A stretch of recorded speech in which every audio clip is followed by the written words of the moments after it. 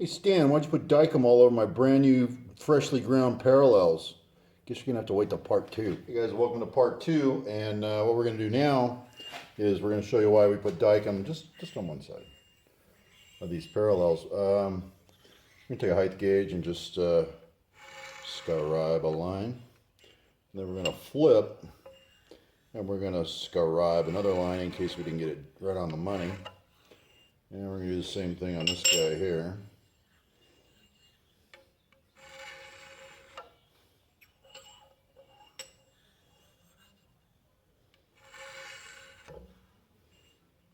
And so here we have a racing stripe down the middle. And what we're going to do is we're going to dress a wheel for 45, lay these on their back, and use this as a limit line. And we're going to dress a wheel in 45 degrees in each direction. And we're just going to start carving out that center. And we're going to use the fence on the mag, and we're going to make a pass, and then we're going to flip. And then we're going to make a pass, and we're going to flip. That way we're assured that our V groove is dead in the center of this parallel. And we keep plunging, flip, plunge, flip, plunge, flip, plunge. And then when we come up on a final on both of them, after we're to depth and we've got our cut made, we're going to redress the wheel. So we've got a nice clean skim cut, because we're going to be doing a plunge with a very sharp, 90-degree wheel. And it's going to get ugly on the way down. It's going to get disformed. So we'll do a fresh dress, and then come in and just make a couple little skim cuts, flip, skim, flip, skim, flip, skim, and we're only going to go down about a 1/4 inch down in this depth. So we've got plenty of meat there, and we're just going to make a nice little V groove just so we can drop a rod in there, maybe use them in the mill vise, put a little rod in there, clamp them up, and then his rod can hang out the side nice and straight, no worries. Okay, so we're going to turn these into parallel / V blocks. All right, let's get the dresser over to the plate and get it set back over on the surface plate. Now we're going to get our radius dresser set up. And once again, our radius dresser is all knocked out of kilter. Let's see where we're at. Yeah, we're at 0 here, and I'm nowhere near 0 there. And I'm going to show you another trick to true them up. And this is not as accurate as the one I showed you last time, but it's a good down and dirty quickie. Set your dial to 90 degrees. Use your vernier 60-60 on each side, 60 minutes. And make sure you're line to line on all of those. And then loosen the diamond here. So you got mobility. Now you're just going to use your surface gauge, but your surface gauge is actually makes a really good square. This is a precision ground piece here, and these are ground. And if you've checked it and you trust it for being square and everything, you can just take this little piece and flip it upside down right here. And this piece right here makes a wonderful level. And like I said, this is not as accurate as indicating it, but I'm going to show you what you do and how to make it work. You bring this dude down and just take that diamond and bump it into it and hold it tightly. Hold it too tightly together, and then just tighten your thumb screw here to make sure this squares to the column, and then let go and bring it back and make sure it repeats without feeling any lift or anything, and make sure you're repeating on there, which I am. I don't feel any movement or anything. So now we're pretty confident we're nice and flat there, and we can tighten this up. Like I say, this is not as accurate as doing it with a dial indicator, but it's quick and easy. And check it twice after you've tightened. Bring your height gauge back in and give that a feel. Check it for daylight. Make sure you guys are probably looking at it better than I am. But that's got a nice feel to it. I can feel the way it's contacting there. So, all right. But that's a quick tip for you. And if you share the shop with other people, make sure you put this back where it was. Okay, so now we're at 0. And we're going to take this dude and roll it all the way to 180. Let's get this out of here. And here we're going to be accurate again. 180 degrees. And then 60-60 on our on our veneer, 60 minutes out on each direction, line to line, and tighten it. Oh, that's, I'm not very straight there. That says 160, not 180. Hey, let's try this. I was only 20 degrees off. Oh my gosh. You know, you guys aren't very good subscribers. You never let me know when I'm making a mistake. Say something next time, will ya? All right, now we need to set our diamond height.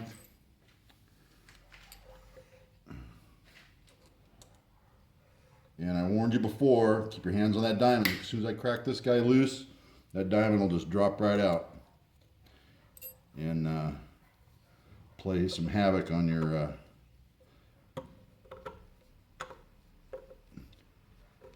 surface plate.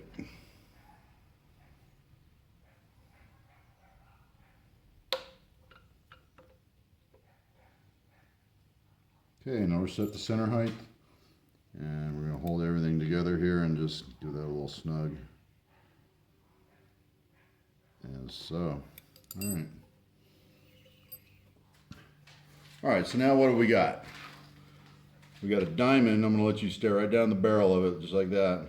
So we've got a diamond that's pivoting and orbiting around itself. What we want to do is clock it up 45, clock it up 45, and we're going to set the backstops in it now. So let me put this Allen wrench away, and I'm thinking it's probably this one. There we go. And so we'll set one stop at a time.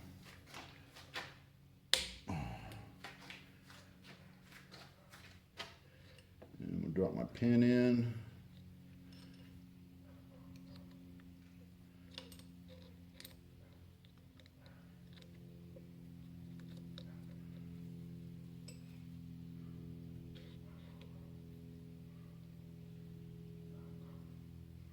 Again, go up to 45, and the angle is what's really important. So make sure you use your veneers on each side to get it 45 on the nut.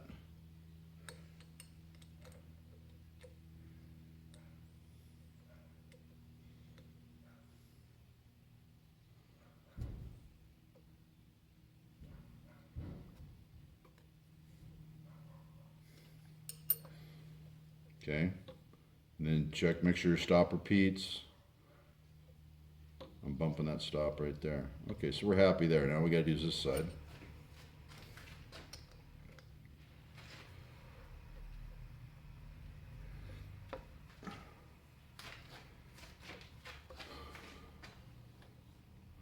And there's nothing like chasing a dresser around the surface plate. It's awesome. Chasing it around, it's not bolted down to anything, so you're just scrambling all around the bench.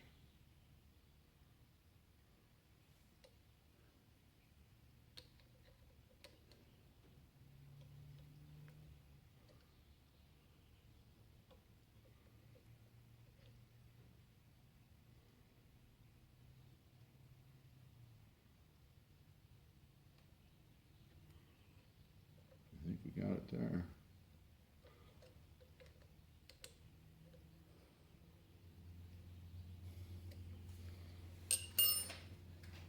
Okay, so it's going to be 0. We're going to clock up to 45, lock, pull, traverse this way, bring it back down to our center point where it's going to lock in again, and you'll hear a click. At that point, we're going to release, pivot around our center point over to the other 45, clunk into the stop, pull, and run up that other side of the wheel like that. So I'll get a camera set up so you can see what I'm doing to the wheel. We're going to start with a carborundum stone and do a rough shape on the wheel. The last time I shaped a wheel, I used a carborundum stone, but I didn't show you guys what I do. It saves your diamond. It gives you, it gives you a rough form, so you don't have to try to carve all that away with just a little diamond. And diamonds are kind of expensive. That's a ½ carat there, so that's kind of a pricey one. So let's get over to the surface grinder. This thing's ready to go, and let's get a wheel formed. Okay, so we're gonna get this wheel carved up, And this is the one I used for doing the radius tool, so it's, you'll see that little step in there. I really can't get you in any closer because I have to get my arm in here to, I'm going to be carving the wheel like this and like this, and I really need to pay attention to what I'm doing, and I can't be bopping into the camera and stuff. So I'm going to, I'm actually going to move the table this way, and I'm going to get down here where I can kind of look up at the wheel so I can kind of work it. All right, here we go. I hope you're going to be able to see. All we're doing is giving it a rough dress with a cheap carborundum stone before we come in with our diamond, and we're just going to remove as much material as we can. And we're going to try to center that V on the wheel. The wheel's a 1/2 inch wide, so we're going to try to bring that V in 1/4 inch per side. So let's do it.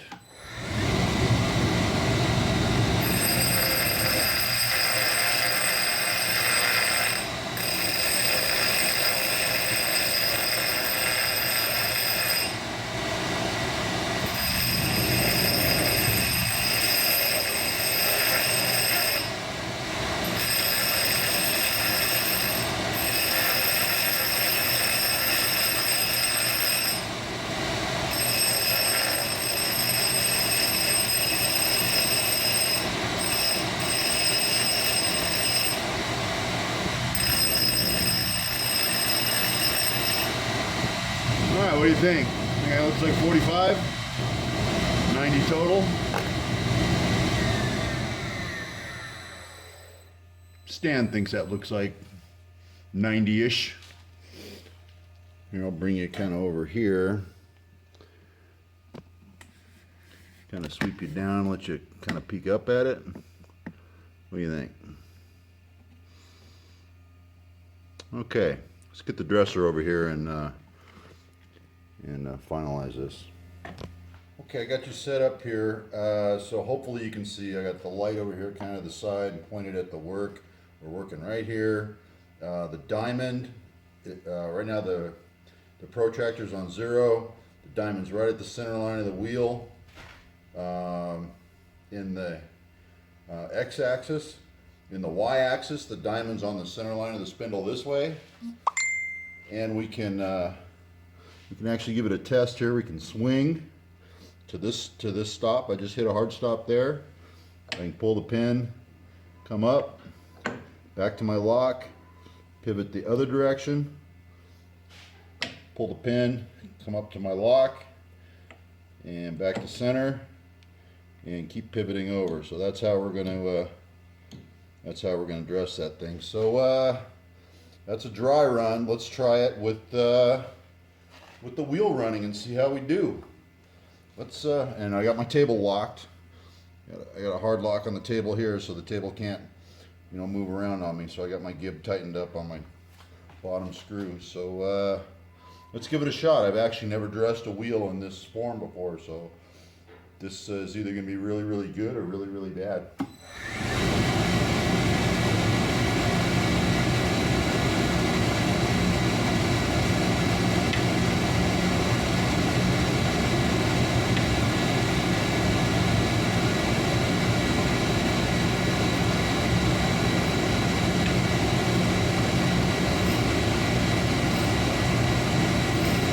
Got a little contact there.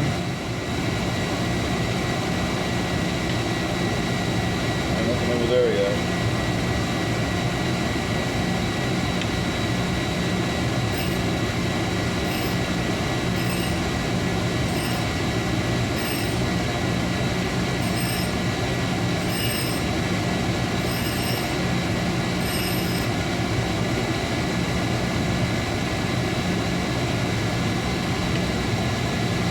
Still nothing over there.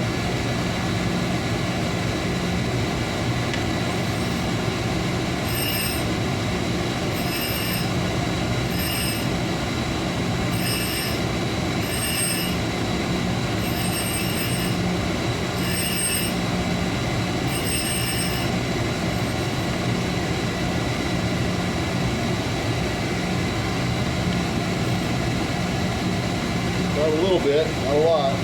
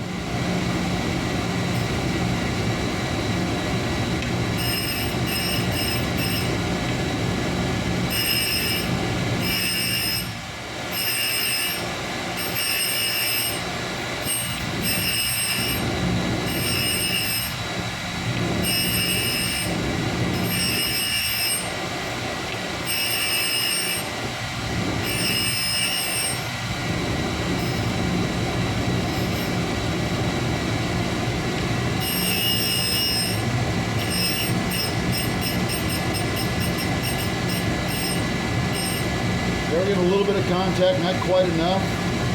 It looks like maybe 1/8 of an inch of wheel that we've dressed. I'm looking for just a tad more. So let's do this cycle one more time.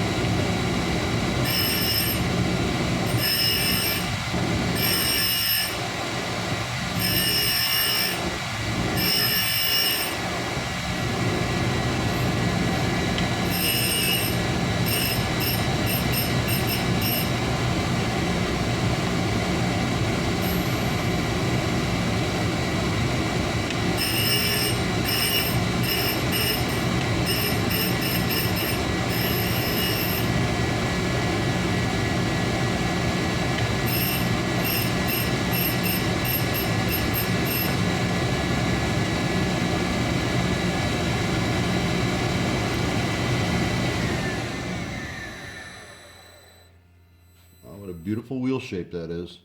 Now if you look carefully, I don't really have anything to point with. My dress ended right here, but I'm not going that deep into the parallel, so I've got enough wheel to do what I got to do. And after we've plowed through it and made the initial groove, we're going to need to come back and dress to do our final skim to make sure we're holding the 45. Because as we're plunging, we're going to degrade this wheel rather quickly. So let's get this out of here and clean our plate, and we're going to come back and with our parallels and get our fence clean and get ready to. Okay, and we're just going to touch off and get the table set. And you see I got my scribe line. Now the way this wheel's cut to a perfect 90-degree V, it's actually going to scribe a line too. And I'm just going to be looking for it to converge with my line just as a touch off. And I got a couple of trace sparks there, maybe on a couple tenths. And just let it spark on the way across.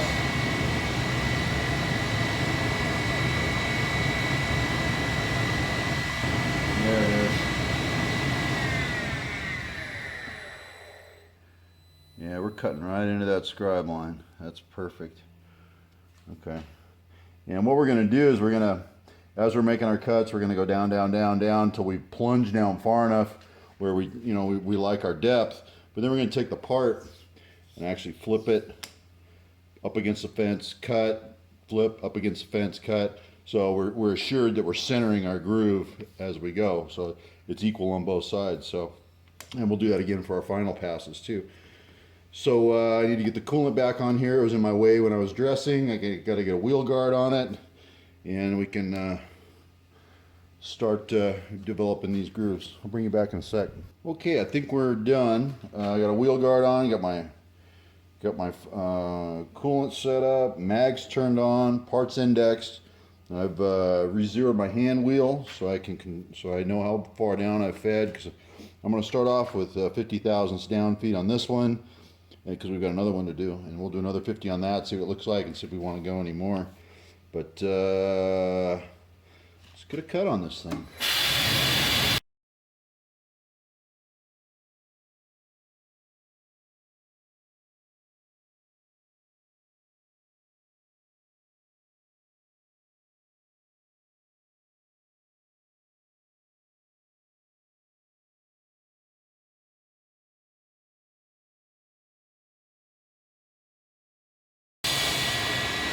That's 50 thousandths there.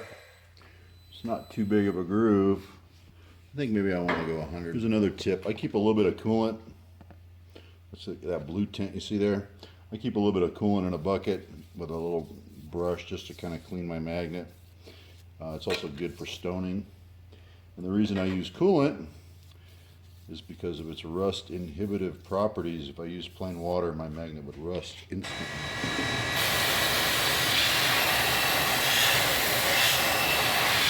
It is now.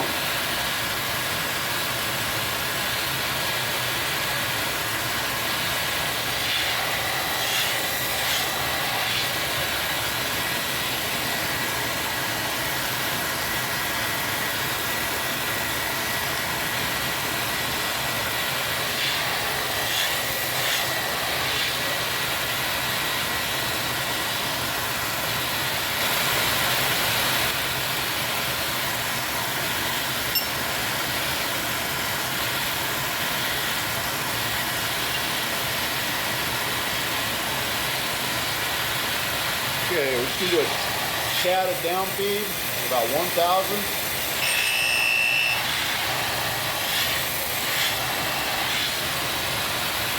And then flip.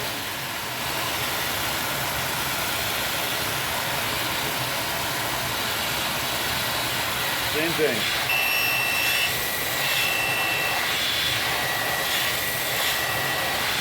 All right, now we're going to lather, rinse, repeat on the other one.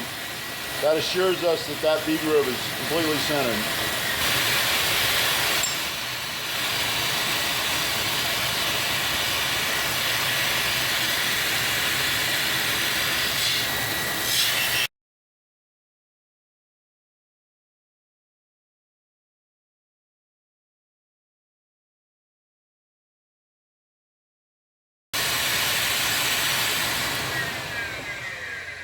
Okay, clean, clean, clean.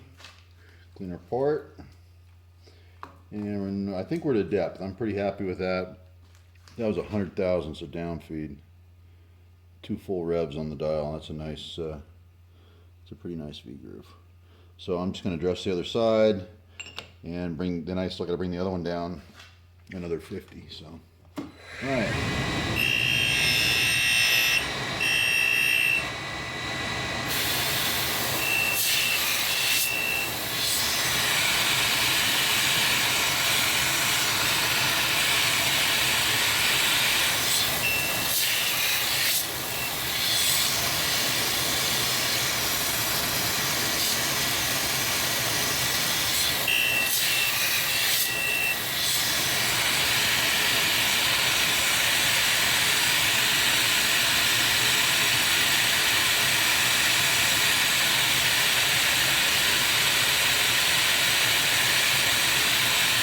Alright, let's get this one 50 thousandths deeper.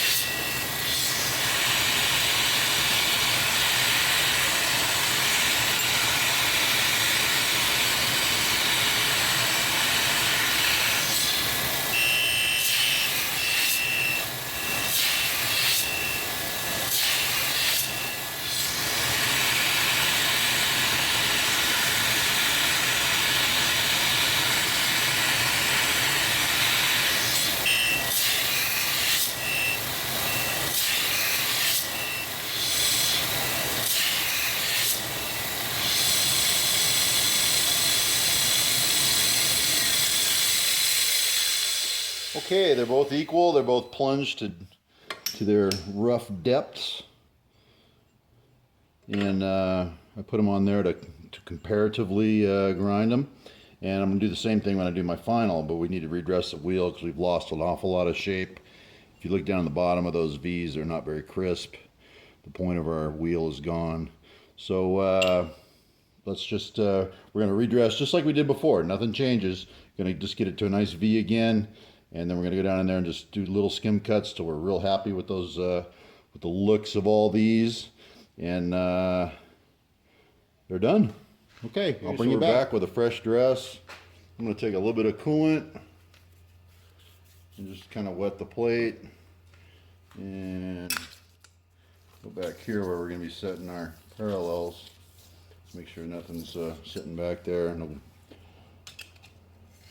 burrs or anything. Divots. Check the back fence. Make sure it's clean. No nicks or anything. And what I've done with my with the parallels, I've gone down inside and I put black felt pen down in the groove, because now, you know, I moved the table to dress the wheel and I got to come in and I got to locate center again, and I want to see that racing stripe right down the center of my groove. And you know, we're going to straighten it out by doing the flip trick anyways, but I want to get it as close as I can, so I'm removing as little material as possible. I don't want to degrade my wheel. So let me get touched off and I'll bring you back. Okay, I think we're ready here.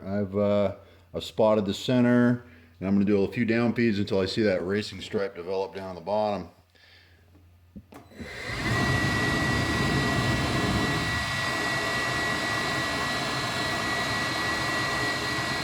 I'm just seeing the beginning of sparks right now.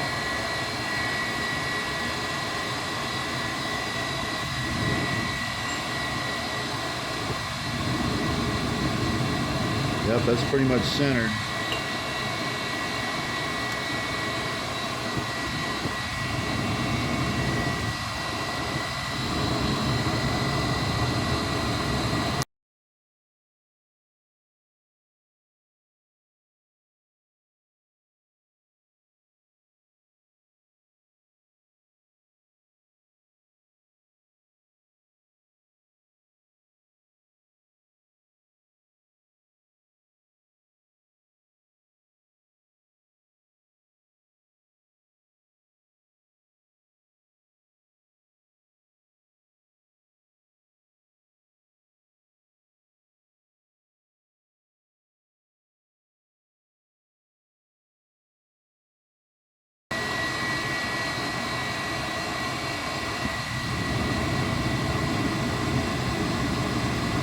All right, at this point we're very close to being equal, but I need to clean, and we're probably going to do maybe another 5 or 10 thousandths down feed until we've got a full pattern and a full clean. You can see the racing stripe kind of down the middle, and I'm starting to get a clean on the edges up here, but I want a clean pattern down the full length. So let me clean up and we're going to start over. Okay, we got a clean plate. Parts are clean, and we're going to start over again, probably do another 5 thousandths for the down feed. Our last one on the wheel was 15 thousandths. So, okay. Maybe we can start using coolant this time. Just keep the wheel a little bit cleaner. And the parts aren't really building any heat right now, but we'll go ahead and run it just to keep the groove flushed out.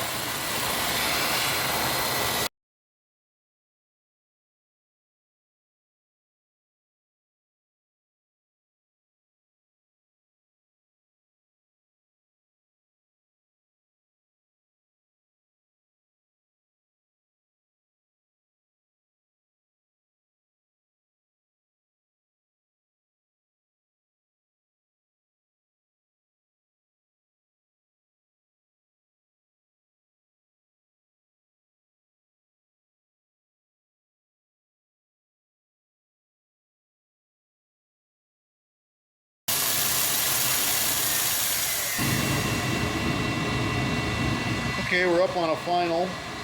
I gave it another cleaning. We removed all the felt pen marks down in the groove.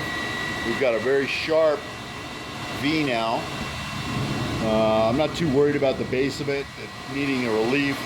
Basically, this is just for holding round stock, and the bottom of that V isn't really going to matter if it's got a good inside corner, but I wanted it as sharp as possible. But nice V. Parts clean, fence clean,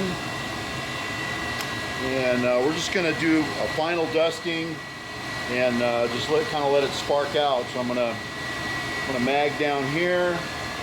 This is 1/10 a down feed. Now I'm just gonna do this dry.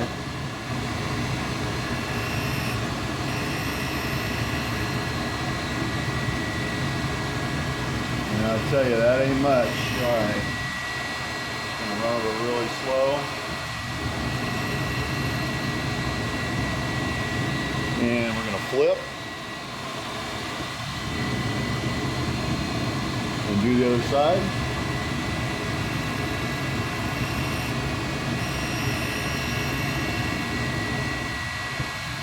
And we're in full contact all the way across that thing. All right, now we're going to switch.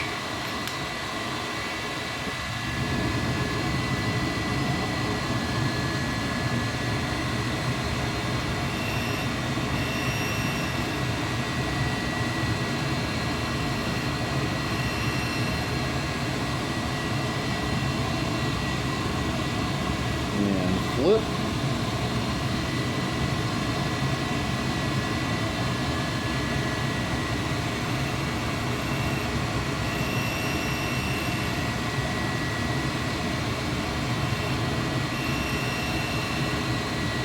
All right, we're going to call those done. We rolled up a wire edge up here on top. We're going to take and flatten that top over on the lapping plate with some 600, get the die come off, clean them up, and we'll go measure them just for the heck of it. Okay, we got them all cleaned up. That's our finished product there. A nice looking set of parallels now. And we can't say they're made in the USA or manufactured in the USA, but we can say they were remanufactured in the USA. So just for the heck of it, we can measure them pretty easily for depth on our V-groove, you know, in this plane, and then there's another check we got to do with them standing up. We'll actually have to put it in a vise and hang a rod out of the side to check that. But let's check them this way first. Let me find something round. A little scrap of carbide. These usually mic pretty nice. 312 3/10. 312 2/10. I think we're not going to sweat 1/10 between friends. Okay, I'm just going to lay that little guy down in there, and we're gonna come across with our height gauge and just look for our high spot, and then we'll slide this down here and check the other end so that we know we've got how close our V grooves are.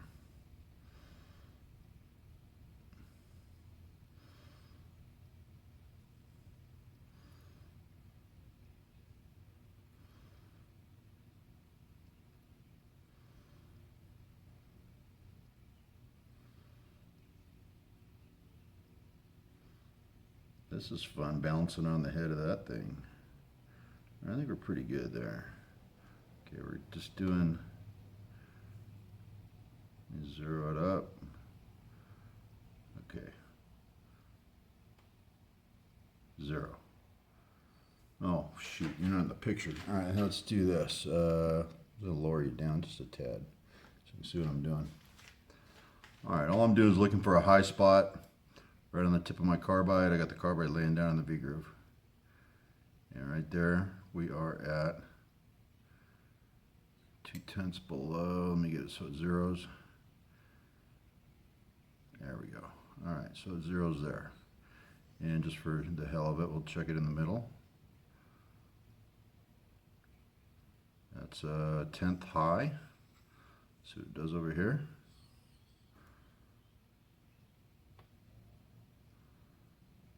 And that's about a 10th low. So 0, 10th high, 10th low, all the way across that 6-inch parallel. So that's not bad. That's your plus or minus a tenth. My exact tolerances in my machine. And this is going to tell us how equal we are on both of them. And there we're right up on 0 as we roll that thing around. Slide our carbide here to the middle. 10th high. It's funny, we're getting high in the middle. Okay, and then check the opposite end. Right on 0 there. So this one's 0 plus a tenth, 0. So both of them plus or minus a tenth in that direction. We've got another check we can do.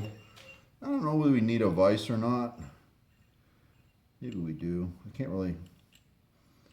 If I had 2 of these things, I could put them at opposite ends. I guess that squares it right there. All right, I'm going to hang this little guy out just like you see it here.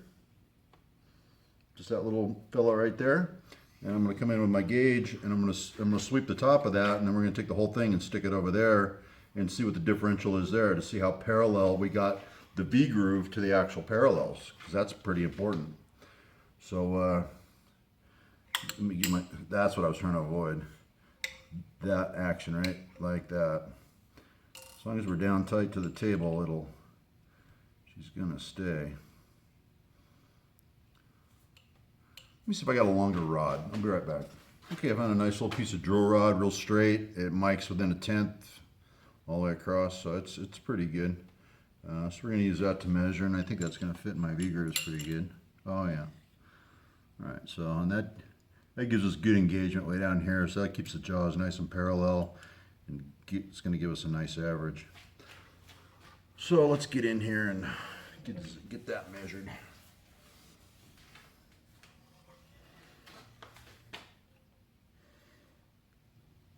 Hot today.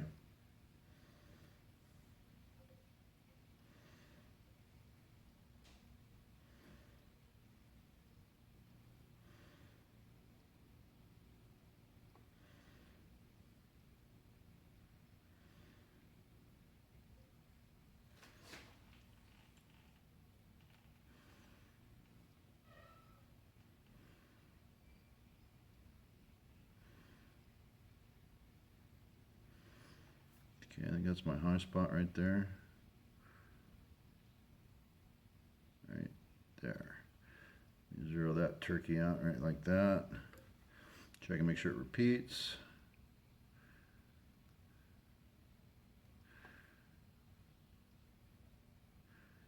Yep.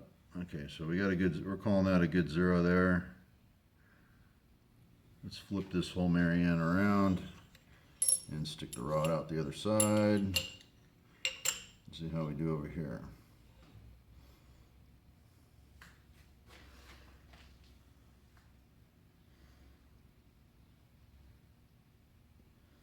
We are within 3/10 one side of the other. So pretty good, pretty happy there. That's going to hold your rod pretty darn straight. Yep, that's 3/10. So pretty happy there. We've got our V groove nice and straight. What other tests can we do?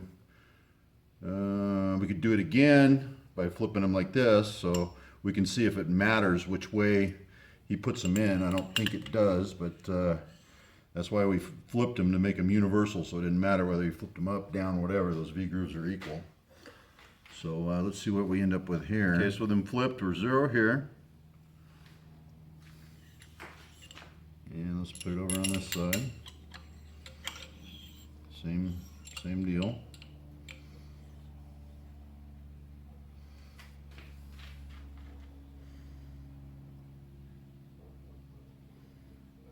And it's again about 4/10, so not bad. So it doesn't really matter what you do with these jaws, whether you flip them like this, so they're matched no matter what you do with them. So pretty nice set of parallels with some V blocks for you, Herb. Hope you enjoy. These are coming back in the mail to you. All right, guys, thanks for watching. And if I had it to do all over again, I think I would mill that groove in there and then come back with a grinder. That was an awful lot of material to remove. But this is at a close. Thanks for watching. Catch you on the next one.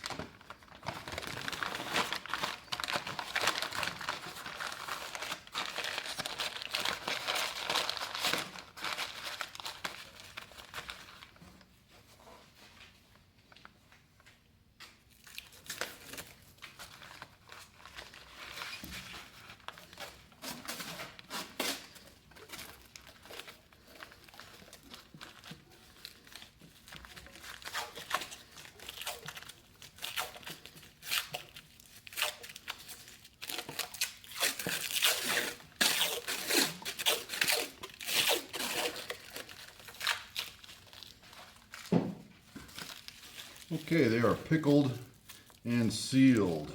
First layer of protection. You get those in a box, get them off to Mr. Blair. This concludes this, guys. Thanks for watching.